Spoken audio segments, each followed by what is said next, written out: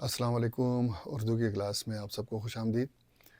آ، آج میں آپ کی خدمت میں جو نیا موضوع لے کر آیا ہوں، اور اس موضوع کے لیے میں نے جو طریقہ کار ہے وہ ویڈیو لیکچر کا میں نے انتخاب کیا ہے۔ اور اس سے پہلے ہم نے گوگل میٹ کے تھرو آپ کو لیکچرز دیے۔ وہاں پہ مسئلہ میں نے یہ محسوس کیا کہ بہت سارے طلبہ یا تو شامل نہیں ہوتے تھے، یعنی تعداد بڑی کم رہتی تھی۔ جو لوگ شامل ہوتے تھے ان کی توجہ بھی کلاس میں کم ہوتی تھی، جس کی وجہ سے مجھے لگا کہ مجھے طریقہ کار تبدیل کرنا چاہیے۔ اس کے بعد میں نے آپ کو نوٹس کی صورت میں اسائنمنٹ دی اور ایک سوال آپ کو دیا تھا، اور اس سوال کے اوپر آپ نے جواب لکھنے کی کوشش کی۔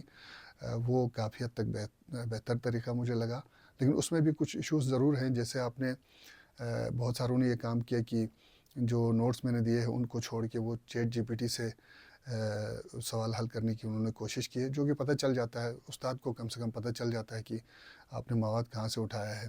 انہی چیزوں کو سامنے رکھتے ہوئے میں چاہ رہا ہوں کہ دوبارہ سے آپ کو اسائنمنٹ دے دوں اور نوٹ تو دے دوں، لیکن اس کی وضاحت کے لیے میں یہ ویڈیو لیکچر دینے کی کوشش کر رہا ہوں۔ یہاں پہ میں بہت مختصر بات کروں گا، لیکن اس کے بعد جو نوٹس آپ کو دوں گا وہ جامع نوٹس ہوں گے، جن کی تیاری کے لیے کتابوں سے سہارا لے گیا ہے، اور معروف محققین کے نظریات، ان کے کام کو سامنے رکھ کر یہ نوٹس تیار کیے گئے ہیں۔ اردو زبان کے آغاز کے حوالے سے ہم بات کر رہے ہیں۔ کچھ مشہور نظریات ہم نے پہلے ہی ان پہ بات کی ہے، جیسے پنجاب میں اردو ہے، حافظ محمود شیرانی کا نظریہ، یا پھر دکن میں اردو ہے، نصیر الدین ہاشمی کا نظریہ۔ تو ان پہ ہم نے تفصیلاً بات کی ہے۔ تو آج ہم کچھ اور نظریات کو مختصراً ان کے اوپر بات کریں گے، تاکہ اردو کا ابتدائی جو زمانہ ہے وہ اور زیادہ واضح ہو کے ہمارے سامنے آئے۔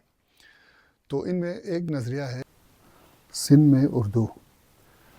یہ سید سلیمان ندوی کا نظریہ ہے، اور سید سلیمان ندوی کے حوالے سے آپ جانتے ہیں کہ یہ اردو کے معروف سیرت نگار گزرے ہیں، عالم، مورخ اور محقق۔ تو انہوں نے اپنی کتاب نقوش سلیمانی میں اردو زبان کے آغاز کے حوالے سے گفتگو کی ہے۔ اچھا، اس سے پہلے جتنے ماہرین کے حوالے سے ہم نے بات کی، ماہرین لسانیات کے حوالے سے، اور ایک چیز جو مشترکہ ہے تقریباً سب میں، وہ یہ ہے کہ سب یہ کہتے ہیں کہ جب بیرونی دنیا سے لوگ یہاں پر ہندوستان میں آئے، بعض لوگ جو حملہ تھے یا بعض جو تاجر تھے، یہ کسی بھی مقصد سے آئے، تو چونکہ ان کی زبان اور تھی اور مقامی لوگوں کی زبان اور تھی، تو ان کے آپس میں رابطے کے لیے قدرتی طور پر ایک بولی کی ضرورت پیش آئی، اور جب مختلف زبانوں کے الفاظ ایک دوسرے میں شامل ہوئے تو ایک نئی بولی جو رابطے کی بولی تھی اس کی صورت پیدا ہو گئی۔ کسی زبان نے کسی دوسرے زبان کو متاثر کیا، اور ایک نئی صورت جو رابطے کی زبان کی صورت میں سامنے آئی۔ سید سلیمان ندوی بھی بنیادی طور پر یہی بات کرتے ہیں۔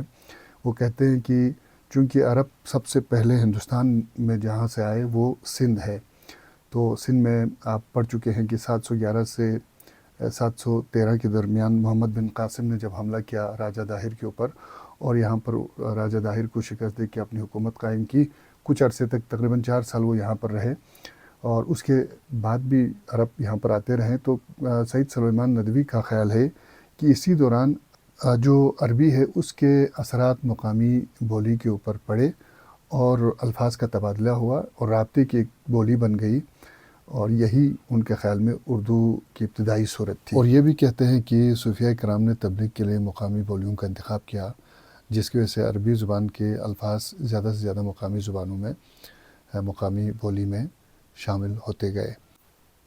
اگلی جو بات ہے وہ ہم اردو کے ممتاز محقق، نامور نقاد، مشہور ماہر لسانیات پروفیسر ڈاکٹر مسعود حسین خاں کے حوالے سے کرتے ہیں۔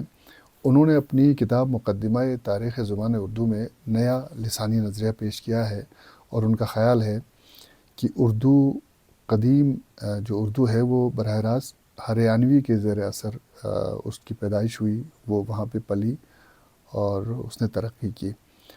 ان کا خیال ہے کہ دلی جہاں پہ مختلف بولیاں بولی جاتی تھی، جن میں ہریانوی، کھڑی، برج یا میواتی بولیاں وہاں پہ بولی جاتی تھی، ان کا سنگم تھا یہ دلی کا جو علاقہ ہے۔ تو ان کا خیال ہے کہ یہاں پر یہ نئی زبان جو ہے، نئی بولی بنی ہے، اور بعد میں کھڑی بولی اور برج بادشاہ کے اثرات اس میں شامل ہوتے گئے ہیں۔ اور صوفیاء کرام کے جو رسالے ہیں ان میں ہندی یا ہندوی کے جملے بھی ملتے ہیں۔ یہ پروفیسر ڈاکٹر مسعود حسین خاں کا نظریہ ہے، اور ان کا خیال ہے کہ اصلاح زبان کا عمل دلی سے لکھنؤ تک جاری رہا اور پھر یہ زبان ترقی کرتی گئی۔ ایک اور ماہر لسانیات، نقاد، محقق، شاعر ڈاکٹر شوکت سبزواری بھی اس حوالے سے اپنے خیالات کا اظہار کرتے ہیں۔ ان کا خیال ہے کہ اردو کو پراکرت کے قدیم روپ کی ترقی یافتہ شکل کہنا چاہیے، اور اردو مسلسل ترقی پذیر رہی۔ میرٹھ اور نواح میں یہ بولی جاتی تھی، اور انہوں نے یہ خیال پیش کیا ہے کہ پالی اور اردو بنیادی طور پر ایک ہی منبع سے یہ دونوں بولیاں جڑی ہوئی ہے۔ پالی ادب و فلسفے کی زبان تھی اور اردو عوامی بولی تھی۔ بعد میں انہوں نے اس حوالے سے اپنے خیالات تبدیل کیے ہیں، لیکن بنیادی طور پر ان کا نظریہ یہی ہے۔ ممتاز نقاد، محقق، ماہر لسانیات، مورخ اور ادیب ڈاکٹر سہیل بخاری نے بھی اس حوالے سے اپنا نظریہ پیش کیا۔ ان کا خیال ہے کہ اردو کا جو اصل نام ہے وہ کھڑی بولی ہے۔ انہوں نے اردو اور ہندی کو ایک ہی بولی کی مختلف رسم الخط میں لکھی گئی شکلیں قرار دی ہیں، اور کھڑ کا جو علاقہ ہے اڑیسہ کے قریب، اس کو انہوں نے اردو کی جنم بھومی بتایا ہے۔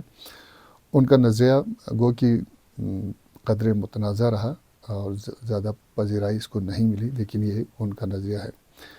ایک اور محقق ہے اور ماہر لسانیات ہے جن کا نام ہے عین الحق فرید کوٹی۔ انہوں نے قدر مختلف نظریہ پیش کیا ہے، اور انہوں نے اردو اور پنجابی کو دراوڑی زبان سے ماخوذ قرار دیا ہے۔ آریاؤں کی آمد سے انہوں نے اس سلسلے کو جوڑا ہے۔ جب آریہ قوم قبل مسیح میں جب وادی سندھ میں آئے تو یہاں پر دراوڑی اور منڈا قبائل آباد تھے، اور یہ زبانیں، ان قبائل کی زبانیں یہاں بولی جاتی تھی۔ تو عین الحق فرید کوٹی کا خیال ہے کہ اردو کی جڑیں وہاں پر ہے۔ عین الحق فرید کوٹی نے اردو کی جڑیں قبل مسیح دور کی دراوڑی اور منڈا زبانوں میں تلاش کرنے کی کوشش کی ہے۔ تو یہ مختلف نظریات کا مختصر سا جائزہ ہے۔ نوٹس کی صورت میں آپ ان کی تفصیل پڑھ سکتے ہیں، اور مختلف ویب سائٹ پہ، خصوصاً ریختہ پہ، آپ ان میں سے بہت ساری کتابیں پڑھ سکتے ہیں تاکہ آپ مزید ان کے حوالے سے اپنی تحقیق کریں۔